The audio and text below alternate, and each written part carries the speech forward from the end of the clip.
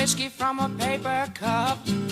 You drown your sorrows till you can't stand up. And take a look at what you've done to yourself. Why don't you put the bottle back on the shelf? Yellow-fingered from your cigarettes. Your hands are shaking while your body sweats. Why don't you look into Jesus? He got the answer.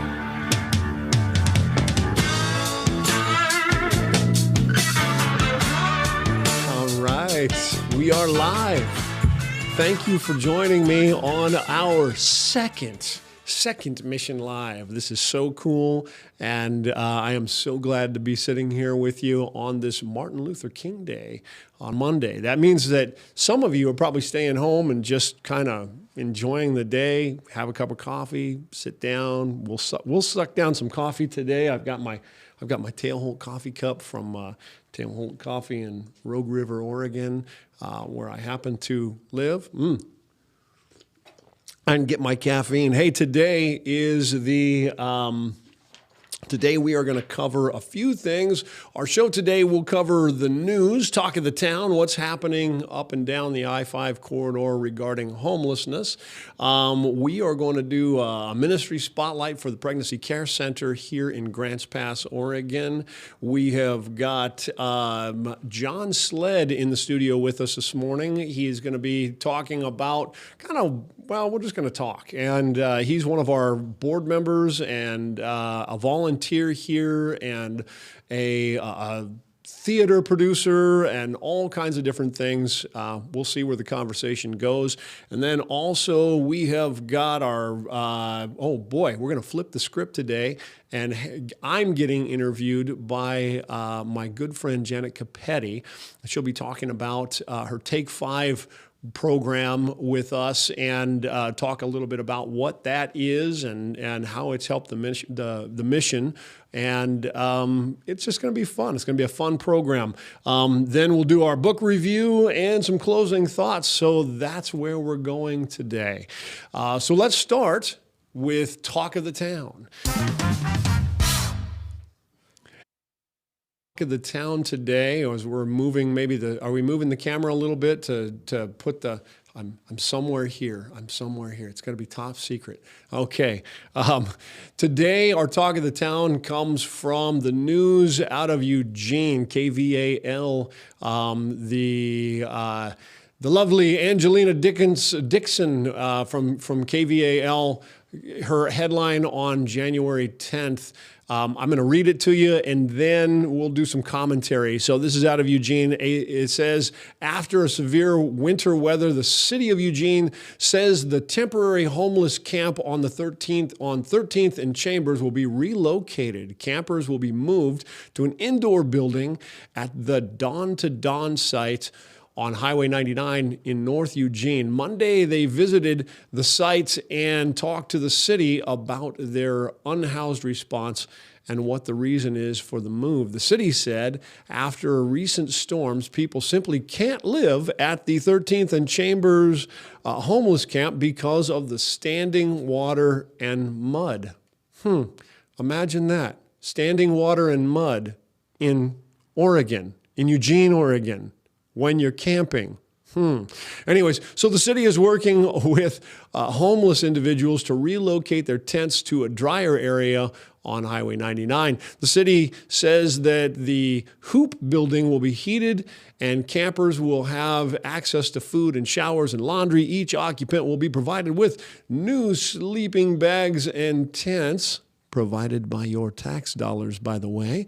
And each tent will have standing room. Oh, boy. A camp at 13th and Chambers is closed as of the 18th of this month, which I think is tomorrow. And the city of Eugene has said that recipients have options and help from moving. We asked the city, why now? These things don't happen overnight, explains City of Eugene spokesman Kelly McKeever. This was something we were able to come up with St. Vincent de Paul. Pause for a second. A Christian organization helped the city? I'm amazed that you even counted it. Okay, anyways, it's not an opportunity that's always there because of how the building has been used in the past, but also the availability of the partnership between the city and St. Vincent de Paul. We also got an update on the upcoming safe sleep sites of Monday evening. Sorry about this. Reading a teleprompter is kind of challenging. McKeever says that the safe sleep site at 410 Garfield Street is in its final stages of preparation and will be ready to receive occupants in the next several weeks. At the start of January 18th, the homeless camp on 13th and Chambers will be closed to everyone. So here's my question. The city is able to move the homeless from one location to another. And here's my question. How? How are you moving them from one location to another? Is it potentially by force?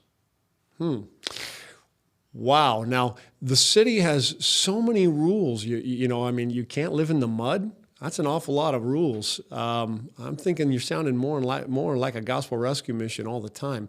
The city is able to prevent them from returning to a location. How? How are you going to prevent them from returning to the location? Maybe by force? Okay, so which means that you may be bringing in the police, you may be bringing in law enforcement to stop this. What happens if they refuse? What happens if they continue to come back to the spot in the mud that they really want? Could it result in jail, do you think? I'm thinking that maybe it could. So the city is recognizing, here's the thing that's interesting, the city is recognizing its help coming from a Christian organization. Now, I have recently been in city council meetings, and not just here in Grants Pass, but I've watched city council meetings in Medford and Eugene, and you're watching these things, and they act as if the Christian offering, gospel rescue missions, isn't even available. In fact, if you remember last week the Medford News was saying that there was only one small 17-bed location available in Grants Pass, and completely ignored the 138-bed facility that I am sitting in currently as we speak. 138-bed facility that is at lower than half its capacity, as is the Eugene mission last time I checked, by the way. So the city is recognizing help coming from a Christian organization. Good job, city, okay? Good job, St. Vincent de Paul. But let's just consider one thing, and this is the thing I want you to consider. Why not take one simple step further, okay? You can force them to move from one location to another. Why not force them to move from one location, from camping, from urban camping, into the Eugene Gospel Rescue Mission? How about that? What if we just give that a try? And you got like a couple of really good, you got a jail, which might be on the table, it seems like. You've got freeway exits all over the place. They can go to a different town, I suppose, or move them into the Gospel Rescue Mission, where they actually work on getting people to not be homeless anymore. Isn't that a better idea? Isn't it a better idea that we don't fight for them to be able to sleep in the mud and call that dignity? Here you go. Here's your nice new tent and sleeping bag. How about we bring them into a gospel rescue mission where they get 3 hot meals a day, a bed, showers, counseling, lots of people around them to help them get to the place in their life where they no longer need a tent, where they no longer need to sleep in the mud, where they no longer need to consider that kind of a lifestyle. I just got to think there's a better way to do this, gang, don't you think? And by the way, the Gospel Rescue Mission in Eugene has a fantastic facility. It's a great place. I would suggest Gospel Rescue Missions are already doing the right thing, have been doing the right thing for a long time. Yeah, but they're Christian. Okay, well, yeah, so is St. Vincent de Paul, by the way, which is offering their location. Yeah, but they actually believe Christian-y things. Oh, I think St. Vincent de Paul does too. But also, so what? Are you telling me that there's some moral compass somewhere out there that would suggest that it's immoral to teach people about morality and teach people about, living like Jesus? I don't know, man. It just seems like there's a whole lot of confusion going on and a whole lot of really kind of silly arguments that just don't make a whole lot of sense. Anyways, good job, City of Eugene. Good job for moving from one location to the next. Good job and good luck to you. Send them to the Gospel Rescue Mission. Hey, coming up next, our ministry spotlight, and then we'll be right back with John Sleadd.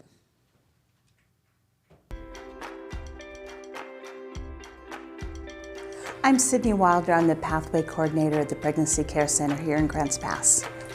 We provide everything from pregnancy tests to ultrasounds to 22 weeks of parenting classes, and we have a baby boutique where our parents are able to get the supplies that they need for their little ones. As a believer, we feel grateful that we have the opportunity to help the Creator with His creations. And it doesn't matter the situation of how these babies have come into the world. We want to embrace them and be able to supply and encourage the parents. It's sometimes a difficult situation for them, but we want them to know that they are loved and accepted in a non-judgmental way. For us at the Pregnancy Care Center, we feel like God does most of the heavy lifting. He's the changing in the hearts in the community, because by the time someone's got the courage to walk through our door, they've already had a lot of changes in their life. We just want to greet them and love on them unconditionally, and hopefully be able to help and support them through their pregnancies, their deliveries, and be able to encourage them as new parents.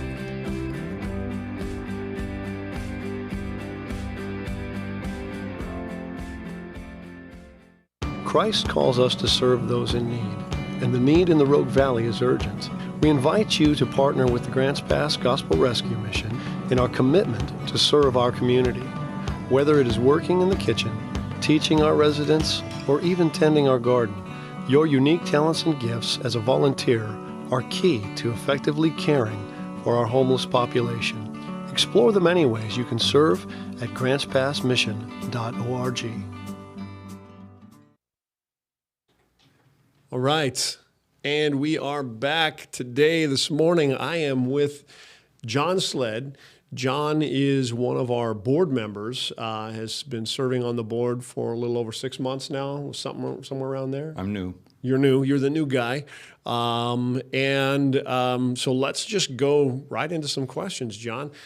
What motivated you to become a board member of the Gospel Rescue Mission? I'm recently retired from teaching and pastoring, so on the one hand, I'm available. I know people involved in the rescue mission. I've met with you before years ago. Yep. When I was in ministry. We would visit the old Gospel Rescue Mission, right. And I would come there and preach chapel or bring other men who I was discipling to preach. So they were getting their legs under them as preachers. Yeah. So I was familiar with the ministry, and it's a worthy cause, and I just felt like in my retirement now I can turn my attention to something else. There's also this personal element.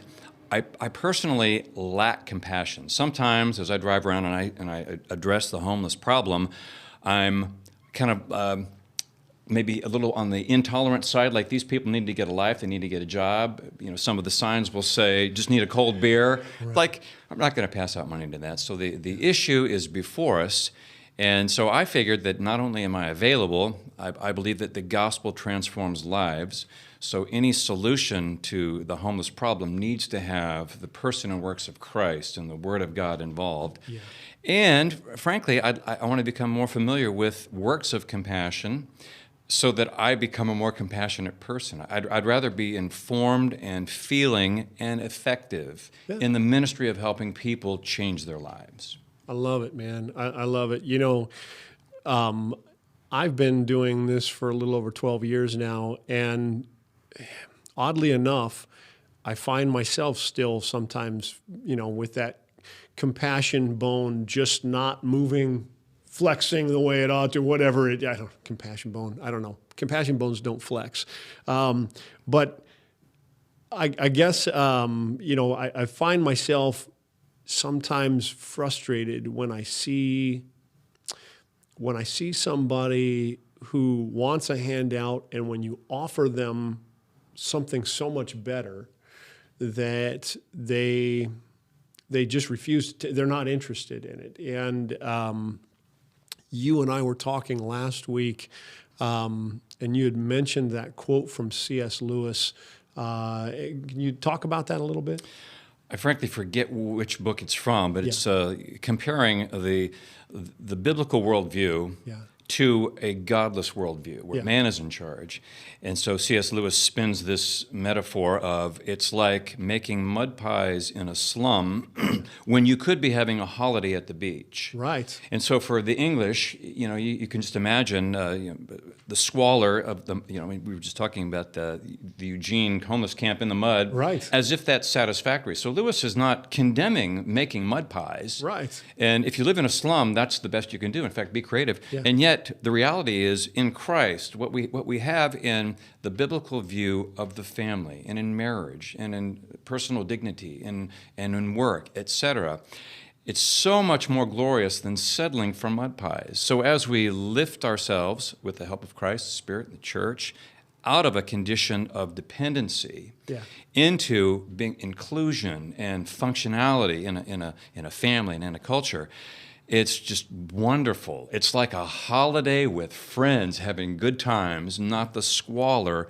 of dependency. Yeah, it's like we're just, and I think Lewis's point was just kind of like, it's not that we don't seek satisfaction, it's that we're just too easily satisfied with things that are shallow and not truly satisfying. So it's the guy or gal sitting in front of the post office, with the sign out there, and even though many cities, our city is one of them, who has created laws and rules kind of saying, hey, you can't give money to a panhandler. You can't give money to somebody who's out there asking for money, and yet there they are. There they are, and you're stuck in that moment where it's like, okay, well, what do I do? Because I feel bad for their condition, because I know that were it not for this warm jacket I'm wearing or whatever, that I'd be cold, and my hands are cold, and I see them out there shivering and miserable, and so you think, I got to do something, and the temptation is to just want to hand them a couple bucks or whatever, and I've just kind of gone. I've kind of had to train myself to go, you know what? Here's what I'm going to do on your behalf. I'm going to donate to the Gospel Rescue Mission, and what I'm going to do is I'm going to pay for food for you there for a month. In fact, I'll pay for food for you and a friend there for a month. All you got to do is go there. You go there and show up, and here's what you're going to get while you're there. You're going to get all the food you can eat. Frankly, nobody loses weight checking into a Gospel Rescue Mission. Okay, the food is fantastic. And then second is you'll get your laundry done twice a week. You'll have a bed to sleep on. You will have routine in your life. You'll have showers there that you can use every day. And most of all, you're going to be surrounded by people who care about you, and you will begin to develop relationship. And I'm convinced that one of the things that's consistent in the homeless people that I've come across in my tenure here at the mission is that somebody, by the time they're homeless, has really lost that relationality. They've lost that that value of relationship and what it means to value other people's thoughts and how I affect them and how they affect me and impact me. And I don't know, when we were talking last about kind of just what that means to have family around and to have our families around the table. I don't know, maybe talk a little bit more about that. Because when I try to embrace the concept of homelessness, is it a problem, and how can we fix it? One way for me to process it is, well, let's look at homefulness. If you lack a house, homelessness is really a relational problem. You've got broken relationships, and you find yourself more and more isolated to where you're now living in a tent rather than being in a home with other people. So sometimes it's good to look at, in the same way that Lewis's analogy, mud pies in the slums versus a holiday at the beach, let's look at the holiday at the beach concept. So what is the home? And maybe I'll be a little bit idealistic, because this is a broken world. We know this, and Romans talks about that it's been subjected to futility. So we're going to be frustrated. It's never going to be perfect. There are no utopias. There are more dystopias than utopias. But it's fair game to look at what God has designed for the family. And I do experience some of this. When I have 5 kids, 10 grandkids, and sometimes when we gather together, the lights are on, the electricity is working, the food smells great, there's a certain warmth and acceptance of all members. I have a special needs grandkid, Down syndrome, and the fact that we just love him for what he can do, we're not judging what he can't do, that's there. We have different personalities among us, and so we make accommodations for each other's gifts and weaknesses. If somebody's not feeling well, we try to understand that. So there's just something about it when you sit down together, and let's say it's a Thanksgiving meal where the food is really good, and people have sacrificed to make their presence at this occasion. There's something about that. You might turn on favorite music. You might sing together. And then in my family, my wife and I are music students, so we taught our kids to sing. So when we sing, we can sing 4-part harmony. Wow. And so even that element, it's like this richness of the arts can come in. You can talk about the movies that you've seen. And when it gets right down to, okay, well, if there's work to be done in the house, like maybe the cleanup after this meal or the preparation of the meal or maybe some games afterwards, it activates the gifts of the members. Some people are better at doing things than others.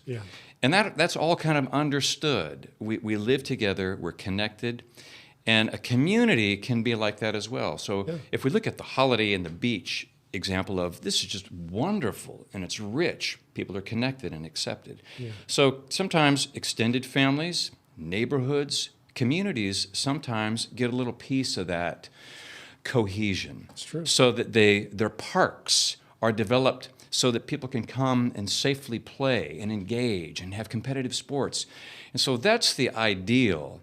And then, so what about the people that are not included in that society? What if somebody brought a guest into my home or a guest into my community? And what if that someone had some significant disabilities or dysfunctions? What would we do? So it's this kind of mindset. How do you bring people who are broken into wholeness? How do you take people who seem to be satisfied making mud pies in the slum, how do you invite them into your holiday at the beach? And I really do think the Gospel Rescue Mission is designed. You have years of experience under the belt of trying to point to the concept of inclusion and health and the dignity of work and your contribution, rather than it's not satisfactory for you to just be a sponge on society, to do your own thing, to settle for the mud, perhaps remain in your addictions and the kind of behaviors that got you to this isolated condition to begin with. That's not good for you. And so I love the idea that the rescue mission is truly trying to rescue them into wholeness. And the holiday at the beach. So that's how that analogy works for me. That we oftentimes we look at the problem, and then we hope that someone else will fix the problem. And we often look at an institutional or governmental model because we pay our taxes. Let's let the government take care of that. And we don't often look at the family model for how we fix problems. We've been doing it for thousands of years. And so if the discussion went to, so what about the people who resist all your loving, compassionate attempts to help them? Well, the family, so what do you do with a child? I mean, look at young children who are disobedient, and you find ways to try to move them toward, yes, you do need to do your chores. Yes, you do need to do your homework. Yes, you do need to stop eating that or taking that or smoking that, etc. And you do so from a position of love and care. It's not like, get the heck out of my house. You don't do that to a shouldn't do that with a child. Yeah. And if you ever get to the point where you have to kick someone out, it's after years of tears and compassionate intervention. So I would tend to think that the Gospel Rescue Mission represents a faith-based family model of intervention rather than kind of what would be the sterile model of bureaucracy trying to take someone else's money and throw it at a problem and let's just see what happens. Oh, that's not working. Well, let's try to throw some other money, which is really a form of enablement, and it doesn't fix the problem or hasn't yet. Well, I think that the tendency to throw material goods, we just kind of live in a materialist society, a society that's been, I mean, I know it was certainly taught when I was in school, just kind of a materialist universe, a Darwinistic materialist universe where the problems really, if somebody's poor, well, the problem is just that they have a lack of materials, that they will innately all want, that mankind somehow will innately all want to do the same things, which is naive, and then so what do we do? Well, I don't know, but let's throw things at them. And right now it's tents and sleeping bags, and at its grandest that the government does is it's four walls. So if we put them in a box somewhere, then somehow the magic happens inside the box, right? That from there, they're going to really want to stop drinking or drugging or whatever it is that they're doing, that they're going to want to stop. But all you've really done is we had a guy named B.F. Skinner who created a box that was a way of isolating rats and then giving them two options. Here's your water laced with cocaine, and here's your water without any. And well, eventually you leave a rat in a box by himself, isolated. He'll drink himself. He'll drug addict himself to death. And so again, I don't think that the box fixes anything. I mean, jails are not rehabilitative, generally speaking, and so we have to do something more. We have to interject that relationality component. We have to, and sometimes we have to do it with coercion. We have to do things, we have to leverage things, of importance in one another's life. So if my teenager is not behaving in accordance with the rules of the family, with the values of the families, then I begin to leverage things. So I begin to go, okay, well, let's take away things that I can see you already value, such as a cell phone or an Xbox or whatever, and I can say, I can remove those from your life in order to coerce you into making the right choices. And hopefully we'll get you making the right choices on your own and not by coercion. But really what you want to do is help them see the value of once they're making that right decision and go, oh, doesn't that feel much better now? Don't you like that better to do life this way? And they're like, yeah, actually I do. It's really nice to not be in trouble all the time. It's really nice to not have everybody yelling at me all the time. Boy, it's really nice to spend time with the rest of my family and be included with the rest of my family. So the ability to use coercion towards a good end is not a bad thing. It's something that families have been doing from time immemorial, and really that's kind of we bring them to a place where repentance can happen. We bring them to a place where they can be invited back into the family and everything's back into a normalcy. That's what we're looking for is golly, how can we help these people reconnect to their humanity, find that dignity, that vacation at the beach, that nice holiday with family, enjoying time together. It's so important. And I've just seen so many so much of the time, the $5 that the guy's asking for with the cardboard sign or whatever you got in your pocket or a little spare change, whatever that you have, that's what he really wants in the transaction. because she doesn't want to let you get close enough to actually become vulnerable to you. And for you, that feels like a good deal in that moment because you're not sure you want to take the risk of getting vulnerable and close to them. So we settle for this lesser transaction as opposed to community, which is what really needs to happen. If I'm ever going to help this person, then what I need to do is I need to learn about them. I need to care for them. I need to teach them to fish rather than hand them one, and that takes time and relationship and failing at fishing several times maybe before you actually become successful at it. You know, that means your back cast, using the fishing metaphor, has to get caught up in the trees a few times and and everything before you finally figure out how to get the line in front of the fish and all of that. If we were going to just continue to use the mud pie versus the holiday at the beach kind of a metaphor or analogy, what is the guy, and we're talking about not just the rescue mission, but the condition of homelessness where a man would settle for, I need some money, I need to buy what I need, now whether it's legitimate, it's food, or something to be abused. Right. He's exercising a set of skills to get it, right? Yeah. So he's an active entrepreneur on the side of the street, and he's exercising certain gifts in a community, and he's going to continue doing so to the degree that he's successful at it, right? Right. I got this goal, and here's my intention.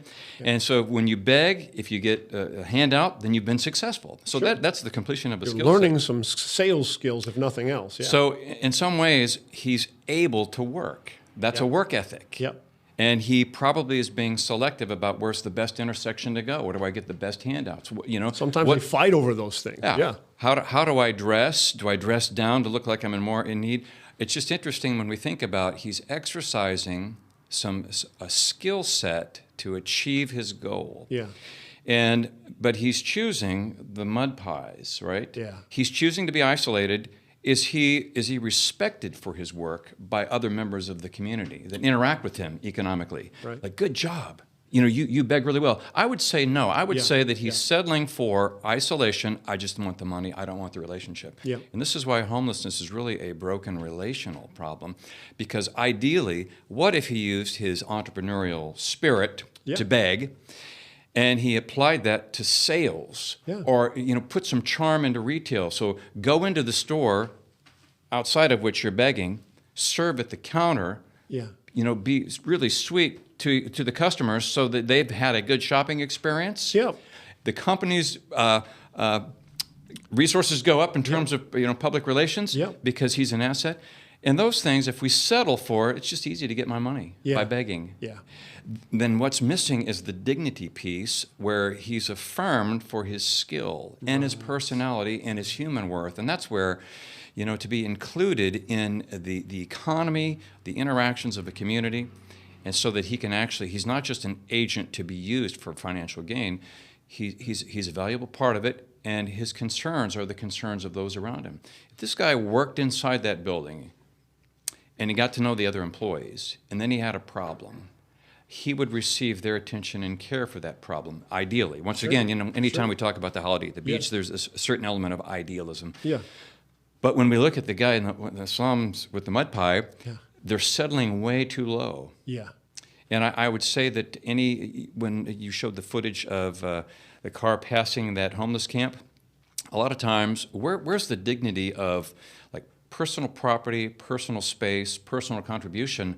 Right. A lot of times people just throw their stuff and then they walk away and they leave their pile of trash. Right. In a community that cares for one another, they clean up for those who can't clean up. Yeah. They respect the space of the other person, and they don't throw their trash over there. And we don't see that in a homeless camp because nobody owns it. It's nobody's business, therefore it's no one's responsibility. Right. The beggar has no personal responsibility for the space that he's at while he's begging. That's public space. Right. And so oftentimes those don't get cleaned up either. It gets thrown back on the taxpayer. The rest of society who is doing society right, who are socially engaging appropriately, but now they are being forced to clean up after the delinquency of somebody else who decides that they're not going to contribute to the community, and in fact, they're going to basically display their disdain for the community by just dumping trash and using going to the bathroom outside, throwing their drug needles outside, breaking beer bottles, vandalizing, all that kind of stuff that goes on.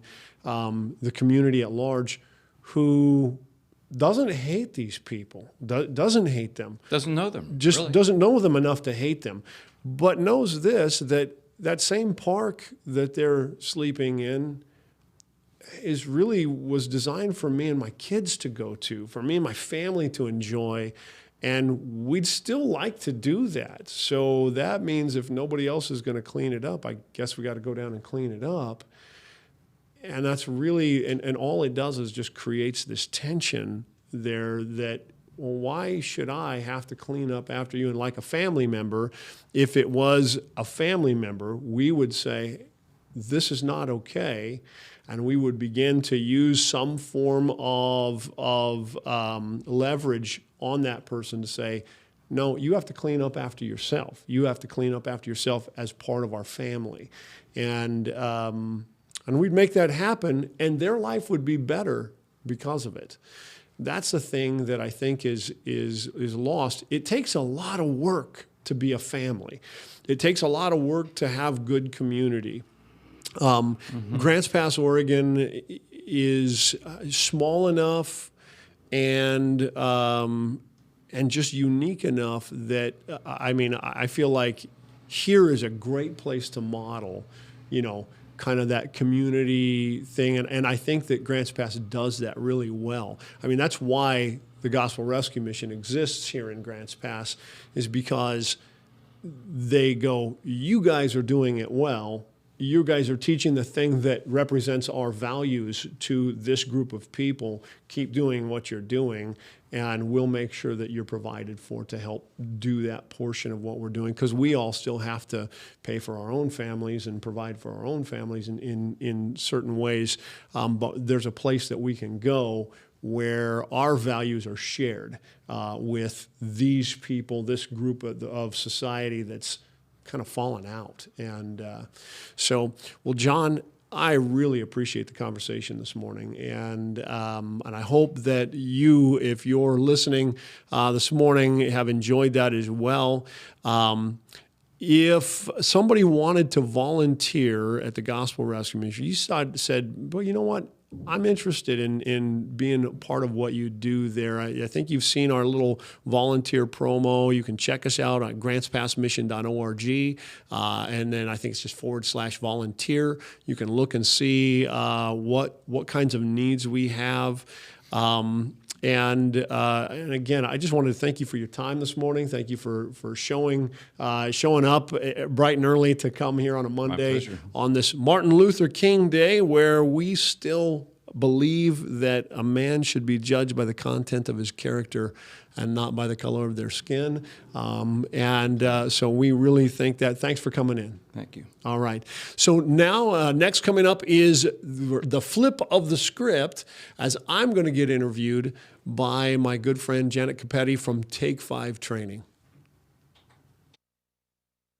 Hi, I'm Janet with Take 5 Training, and I'm here with Brian Boteller of the Gospel Rescue Mission. The Gospel Rescue Mission recently went through the Take 5 training, and so, Brian, I'd like to hear a little bit about your thoughts. Was it helpful, and what has transpired since? Well, first of all, thanks for inviting us and to taking this training. It was so good. My staff was really at a spot where we were just finding ourselves always recruiting but never keeping the volunteers that we were getting. And so we were able to take your volunteer training back in, I want to say it was August I think so. of 2021. And first of all, they thoroughly enjoyed it. We loved the team effort that it creates and the kind of the team atmosphere that it creates. But not only that, we walked away. We kept meeting back and going, okay, how are we going to employ what we learned, and how are we going to employ what we learned at the class? And so what happened is we began making phone calls and actually doing the kind of the recruitment calls and everything, and we were able to, inside of about 2 months, bring on about 15 new volunteers, of which I would say currently there's about 12 of them that are still volunteering with us. So here we are in December. So that's some months later. And in addition to that, one of those volunteers was so excited about volunteering and was enjoying her experience so much with us that we were really able to recognize what we really have here as an employee. So it's a great way to kind of pre-screen employees in a sense. You get to see these people come on and see how they work. And they're already telling you we're willing to work for free because we really believe in your organization. But along the way, we were kind of like, well, what if we wanted to pay you for this? And we decided we just didn't want to be without her. So it was really fantastic. Oh, great outcome. It did a great thing for us. We really enjoyed it. It's been impactful. And I think that we've really kind of turned a corner in the way we deal with, in our culture of dealing with volunteers here at the Rock, or at the Gospel Rescue Mission, excuse me. Well, and the Rock, because what you've done actually carries over into what you're doing at the Rock, since you run that as well. Actually, you're exactly right, and this is a good add-on. So I'm also the director, the executive director for the Rock Food Pantry, and we just got done adding about 80% of our work is done by volunteers, anyways, and we just got through with our busiest week. And our busiest week of the year, and we had probably 18 young people coming to volunteer and who just had a wonderful experience with us, and we really enjoyed, getting them involved in volunteering, teaching these young people what it is to volunteer. They had a great experience. I'm hoping that we'll do more of that as time goes on. That's great. So you did something really unique when we did the training here. You invited some of your nonprofit partners into the training, which added a nice dynamic, because we could see certainly some differences among your organizations, but what we really saw is the similarities, and that you all deal with exactly the same challenges related to volunteers.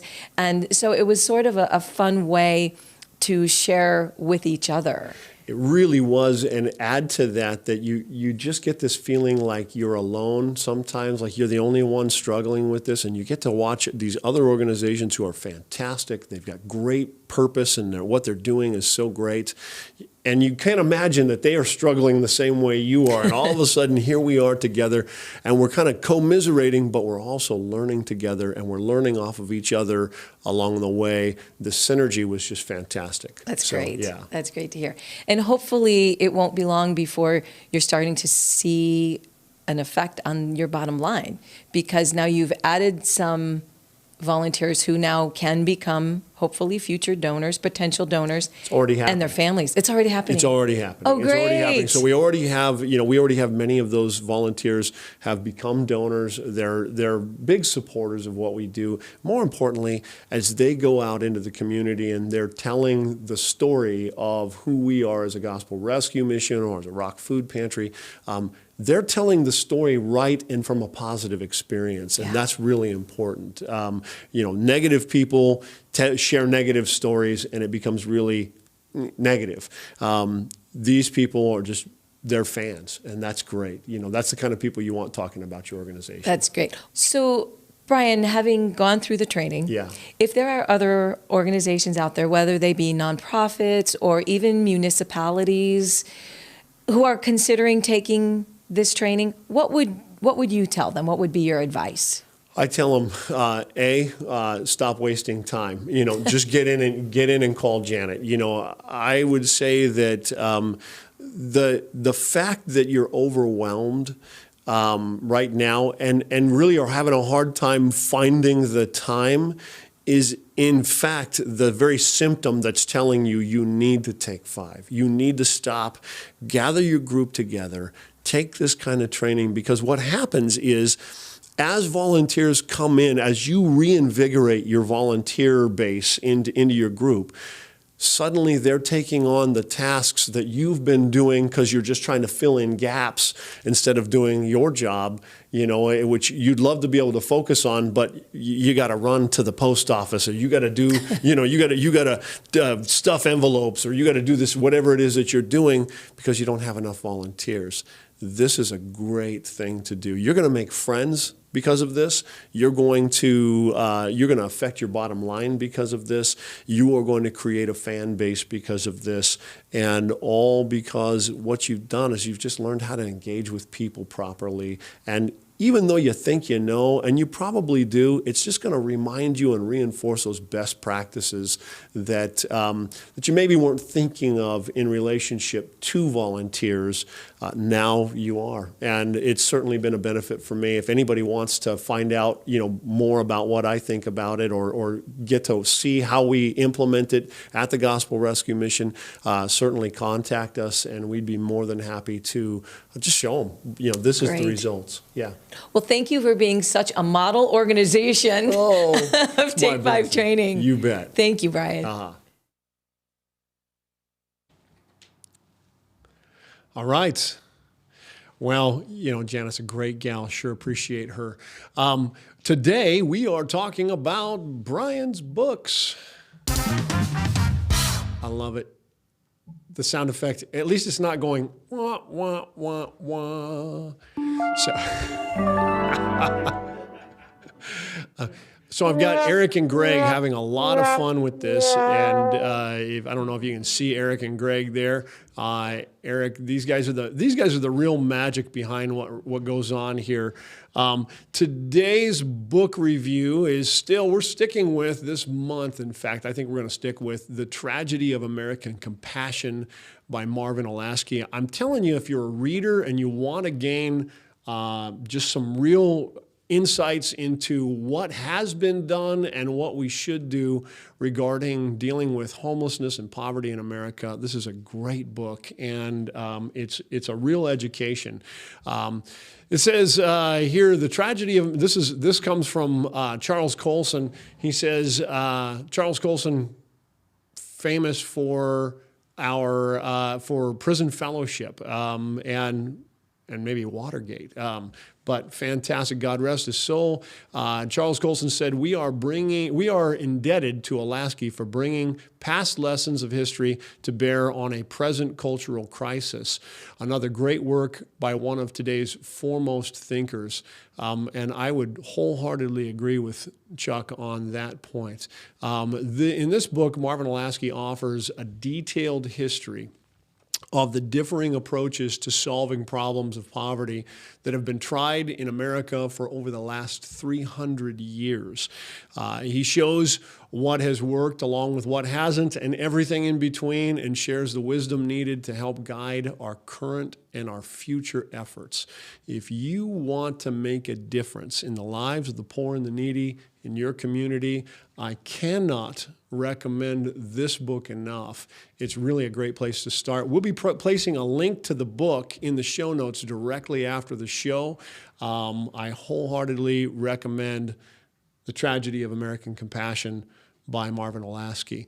And if you're not a reader, you really should be. You're going to find out that every week I will throw up some kind of a book here for us to share, to read, things that have that has worked in my mind to help me think and formulate my thoughts and help direct us in our work here at the Gospel Rescue Mission as well.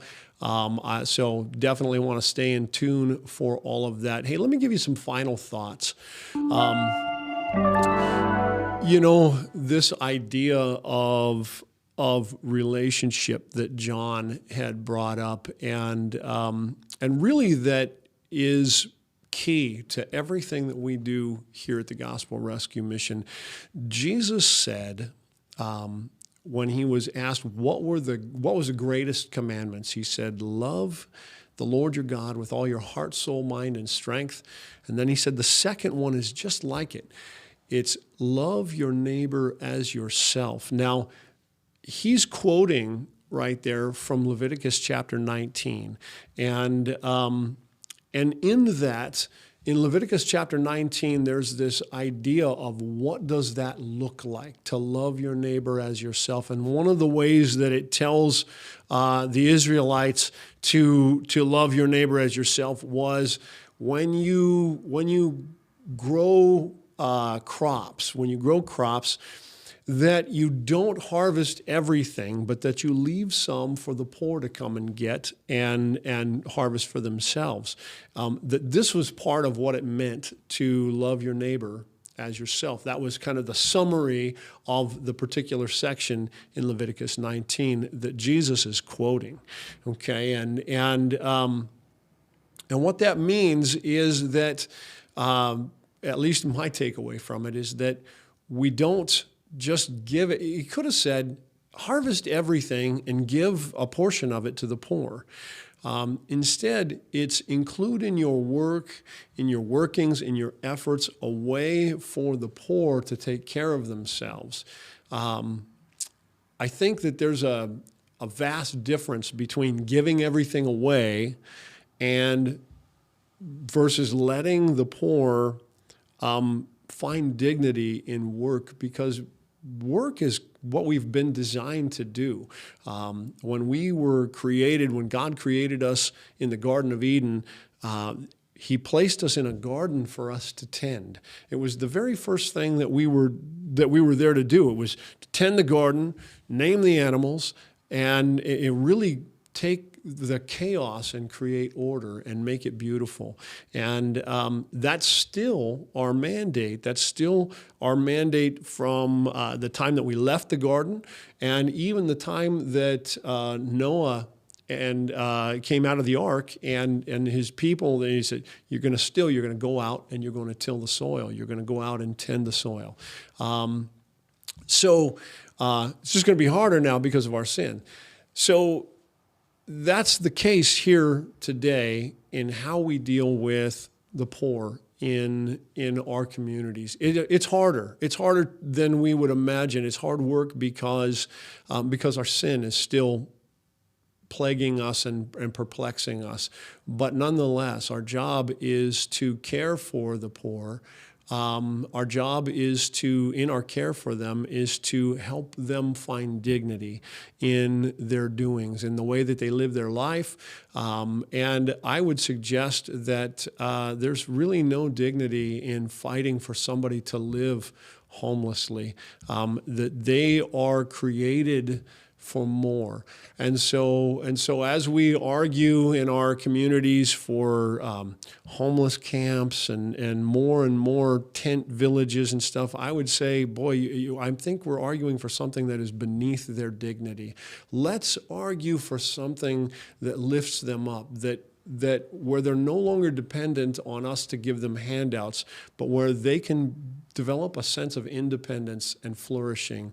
And when we fight together for that, it's good for us as a community, and it's good for them because they're no longer homeless, because then they'll become somewhere where they don't need just a handout, but that they have something to contribute into the family, into that dynamic of society again. And that's super important. So I hope that that comes through in our conversation. I hope that you understand that. Hey, next week, we're going to be talking about, and you want to stick around, check us out next Monday, because we're going to be talking about our vacancy issues. What do we have? We have a lot of space. We're going to be showing our vacancy video. Excuse me. You'll also, we're going to be talking about what does our 30-day program look like. We'll have some resident interviews, hopefully, along that way as well, so you'll get to hear from some of the people who live here.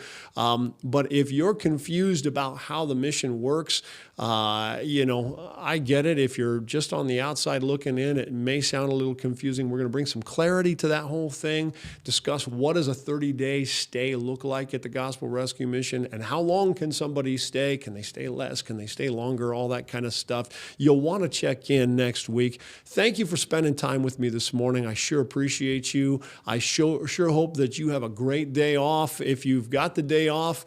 And thank you for taking the time to come visit us here on Mission Live. Have a great week.